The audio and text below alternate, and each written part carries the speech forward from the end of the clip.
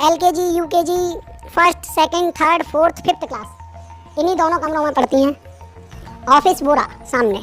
उसके अलावा मैं बात करूं सिर्फ पढ़ने की, तो सामने देखो मिड डे मील योजनाएं हैं जो बच्चों को अपनी तरफ आकर्षित करती हैं। सोमवार से शनिवार तक की पूरी मिड डे मील योजना आपके सामने लिखी हुई है।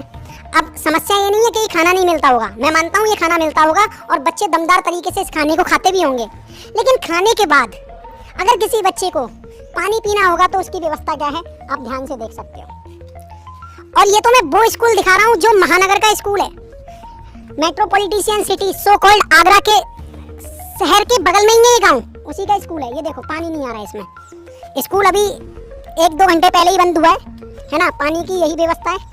अब सोचो बच्चे ने खा लिया, किसी को 2 नंबर लग रही है या 1 नंबर लग रही है, फ्रेश होने जाना है, तो उसके लिए आप देखो क्या व्यवस्था है। इसमें बाल लग जाएंगे, बालिका के लिए लॉक लगा रखा है, ठीक है, बालक का देख सकते हैं आप हालत। और इसके अलावा इधर दिखाओ एडिटर, तुमने इससे साफ बाथरूम देखा है? देखा? पहली बार है ना? अच्छा, इतना साफ, ठीक है। तो ये है वो हालत।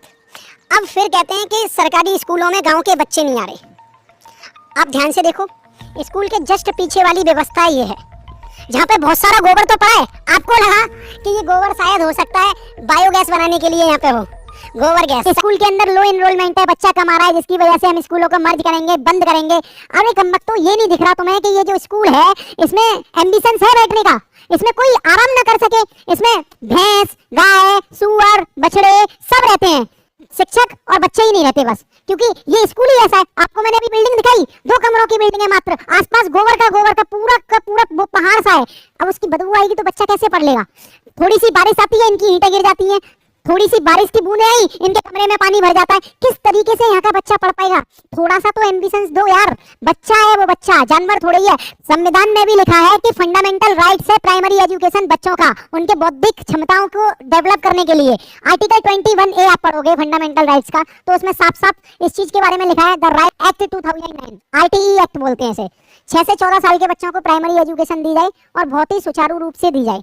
फ्री एजुकेशन होनी चाहिए और बच्चे के पास स्कूल्स होने चाहिए, जिसकी वजह से वो वहाँ पे एक्सेस करके उनकी सुविधाओं का लाभ उठा सके। पर लाभ उठाने के नाम पे आप देखो ना, 2 कमरों की बिल्डिंग, आसपास गोबर, बारिश पड़ जाए तो बच्चा बह जाए इसमें से। बच्चों को टॉयलेट करने की सुविधा नहीं है, पानी पीने की सुविधा नहीं है, बच्चा के घंटा पढ़ने आएगा यहाँ पे। और रही बात टीचरों की, वो टीचर भी परमानेंट पढ़ाने के लिए नहीं रखे इन्होंने। जब भी चुनाव आते हैं, चुनाव में ड्यूटी लगा देते हैं, चाहे प्रधानी का चुनाव हो, पार्षदी का चुनाव हो, विधायकी का हो, सांसदी का हो, सब में ये ड्यूटी लगा रहे हैं, बल्कि जनगणना में भी इनकी ड्यूटी लग जाती है। कैसे पढ़ेंगे बच्चे? सरकारें चाहती हैं कि स्कूल एजुकेशन अच्छा हो जाए इंडिया का, पर वो चाहेंगी नहीं, क्योंकि यहाँ पे ध्यान से देखो, ये रिंकू सिंह बहुत अच्छे खिलाड़ी हैं क्रिकेट के, मैं भी इन्हें पसंद करता हूँ।